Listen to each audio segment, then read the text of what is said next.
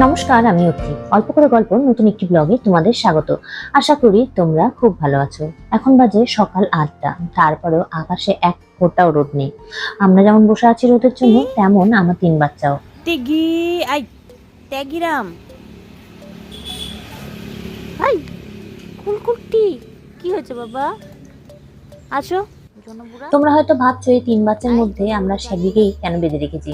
আসলে শ্যাগির একটু কামড়ানোর অভ্যাস রয়েছে, আর তাছাড়া ও যেখানে সেখানে হিসুও করে দেয়। শ্যাগির মধ্যে আগে থেকে যে কামড়ানোর অভ্যাস ছিল তা নয়।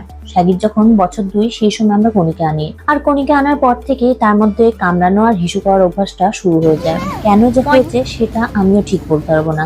আর ওম যেহেতু ছোট, সেই জন্য ওম আসলে তাকে বেঁধেই রাখা হয়। হাই চেরি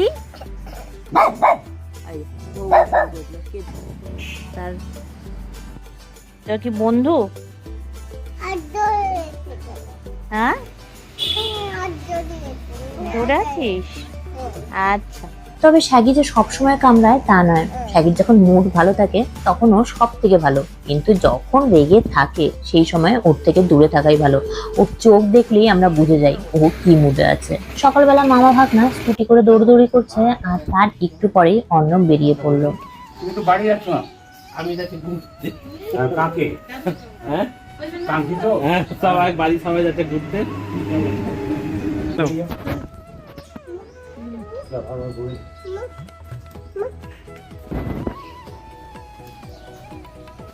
জুতা জুতা পরেছো মা? অর্ণব যাচ্ছে ডালখোলার খাটুশ্যাম মন্দিরে। তবে শুধু যে অর্ণব যাচ্ছে তা নয়, অর্ণব ছাড়াও যাচ্ছে আমার শ্বশুরবাড়ির 15-16 জন লোক। খাটুশ্যাম মন্দিরে যেহেতু আমি যাইনি, সেই জন্য সেখানকার ভিডিও আমার কাছে নেই। তবে যতটুকু ভিডিও আমি তাদের কাছ থেকে কালেক্ট করতে পেরেছি সেটাই তোমাদের দেখাচ্ছি। ইসকনের মতন এখানেও বড় বড় বিল্ডিং এ থাকার ব্যবস্থা রয়েছে, আর এই বিল্ডিং এর ঠিক উল্টো দিকেই রয়েছে সেই মন্দিরটি। বেশ সুন্দর মন্দিরটি, আর রয়েছে গরুর আস্তাবল। তবে এরকম কিছু ভিডিও দেখতে পারবো সেটা আশা করিনি। আমাদের মেধা মডেলিং করছে, তারপর আসছে আমাদের পিপি যে মডেলিং করতে করতে নাক চুলকাচ্ছে, কথা বলছে। আর তারপর আসছে ডলি মাসি, যে এত স্লো আসছে যে আমি দেখতে দেখতে হাঁপিয়ে গেলাম। অর্ণব যাওয়ার পরের দিন আজ আমি আমার শ্বশুর বাড়ি চলে যাব। তবে যাওয়ার আগে হঠাৎই মা বললো যে মুরগি অনেক ডিম পেড়েছে, যেগুলো মা নাকি আগে জানতোই না। একটা নতুন জায়গা তারা খুঁজে পেয়েছে যেখানে তারা ডিম পাচ্ছে। আমরা বেরিয়ে গেলাম সেই সমস্ত ডিমগুলো নিতে। তবে কতগুলো ডিম সেটার আমার কোনো ধারণা ছিল না। আমাদের এগিয়ে দেওয়ার জন্য পনি আর চেরিয়ে চলে আসলো। মুরগিগুলো ভয়ে এদিকে ওদিকে দৌড়ে বেড়াচ্ছে। আসলে মাকে দেখে তারা ভয় পায় না, কিন্তু আমি আর ওম যেহেতু তাদের কাছে একদম নতুন, সেই জন্য তারা এরকম ভাবে ভয় পাচ্ছে। মা ভাবছিল মুরগিগুলো হয়তো তাদের পুরোনো জায়গায়, মানে মুরগিগুলোর ঘরেই ডিম পাচ্ছে। কিন্তু আজ যখন মুরগিদের খাবার দিতে এসেছিল, তখন এই জায়গা থেকে হঠাৎ করে একটা মুরগিকে উঠতে দেখে। তারপর যেমনি চেক করতে আসে তেমনি দেখছে সর্বনাশ, এতগুলো ডিম একসাথে। এই ধরো 1 মাস আগেও মা আমায় বলেছিল মুরগিগুলো এখন আর তেমন ডিম পায় না। এখন বুঝছি যে মা কেন বলছিল। আসলে মা তো চেক করতো মুরগিগুলোর ঘরে, আর মুরগিগুলো ডিম পেয়ে রেখে দিয়েছে ওপরে। তবে যখন মা ডিমটা সরালো তখন একটা বাজে দুর্গন্ধ আমার নাকে আসলো। 1 মাস ধরে মা ডিমগুলো উঠায়নি। এখন ভাবছি এতগুলো ডিমের মধ্যে কটা ডিম যে ভালো বেরোবে আর কটা ডিম পচা। যাকে মা একটা একটা করে সমস্ত ডিমই উঠিয়ে নিল।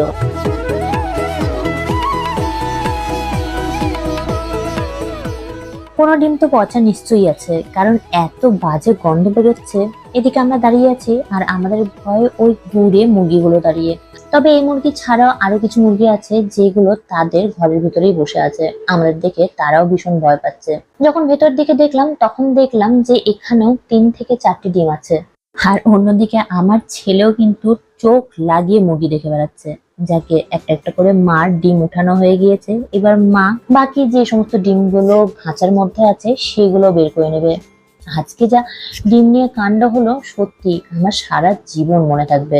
আর হলো তো হলো, আমি যাওয়ার ঠিক কিছুক্ষণ আগে এই যে একটা মুরগি পট করে বেরিয়ে গেছে। আমি তো চমকিয়ে গিয়েছিলাম। এখন মা বাকি যে মুরগিগুলো আছে সেগুলো বের করবে। এই দেখো যা উড়লো না, এতক্ষণ মুরগিকে খুব ভালো মতনই দেখছিল একজন, আর এখন যেমনি মুরগি উড়েছে তেমনি আমার পিছনে লুকিয়ে গেছে। তবে দিদা যেহেতু আছে সেই জন্য সাহস করে সে আবার মুরগির কাছে চলে গিয়েছে। একটা কটা, তিনটে ছিল তো ডিম, দুটো ভালো পেয়েছো। এই যে এটা ফেটে গেছে, এটা ফেটে গেছে এই ডিমটা। সামনে মুরগিগুলো সবগুলো গাছের নিচে। এবার মা এগুলোকে চেক কি করে করবে? এখন আমরা সামনের দিকে এগিয়ে পড়লাম চেক করার জন্য যে ডিমগুলি আদৌ ঠিক আছে কিনা। আয় বাবা, যে বেরোনোর সাথে সাথে একজন দাঁড়িয়ে আছে। আয়, এই যে মা, আয় এদিকে আয়। উফ, ও নিয়ে আসছে উনিকে টেনে, চিন্তা করো। এতগুলো ডিম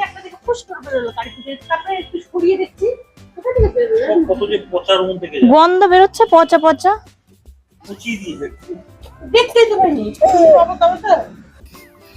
ডিম নিয়ে চললাম ভেতরের দিকে, দেখবে যে কটা ডিম ভালো আছে। আমার তো মনে হচ্ছে বেশিরভাগ ডিমই খারাপ হয়ে গিয়েছে। এই দেখ, কোনো কালো নেই।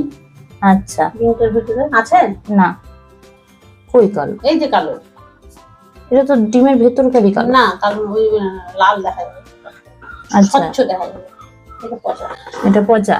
ডিম ভালো না পচা বাইরে থেকে দেখে কি করে বোঝা যাবে সেটা নিয়ে আমার কোনো আইডিয়া ছিল না, তবে আজ মায়ের কাছ থেকে শিখলাম। টর্চ আলোতে যদি ডিমটি স্বচ্ছ দেখা যায় তাহলে ডিম ভালো, আর যদি না দেখা যায় তাহলে সেক্ষেত্রে পচা। আচ্ছা, বুঝলাম এবার। বুঝলি? এটা একদম স্পষ্ট বোঝা যাচ্ছে একটা। এটা পরিষ্কার পচা। এটা কোথা থেকে শিখেছে এটা দেখো? বাবার কাছ থেকে।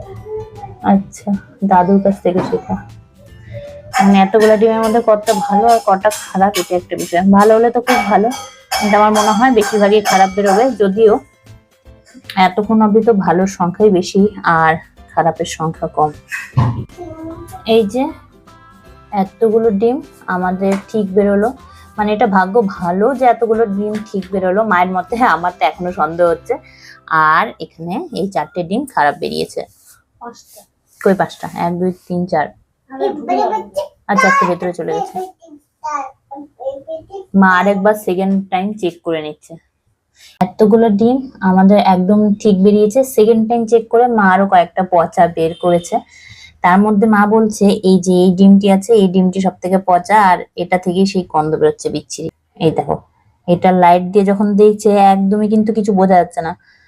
আর দেখো, আমি একটা ভালো ডিম দেখাচ্ছি, এটা দেখছো? একদম লাইট দিয়ে আমি দেখাচ্ছি না, এটা একদম ভালো করে বোঝা যাচ্ছে ভালো ডিম। আর ডিম এটা দেখো, এবার হয়তো ডিফারেন্সটা আমি আজই বুঝলাম। তোমরা যারা হয়তো জানো তাদের ঠিক আছে, আর যারা জানো না তারা আর আমার সাথেই শিখে নাও।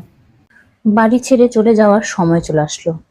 মা অঙ্কে নিয়ে বাইরে গিয়েছে, আর আমার এই যে ট্রলি এখন নিয়ে বাইরে যাব।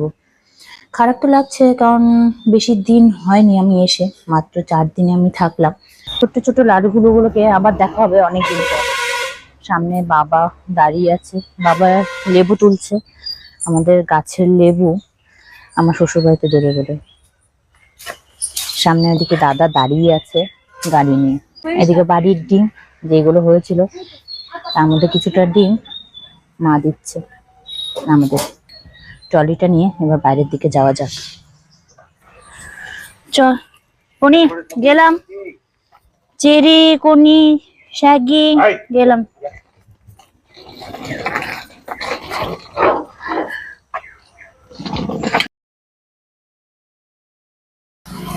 মা সমস্ত জিনিসপত্র ঢুকিয়ে দিচ্ছে। টাটা করে দাও বাবা। টাটা করে দে, টাটা করে দে।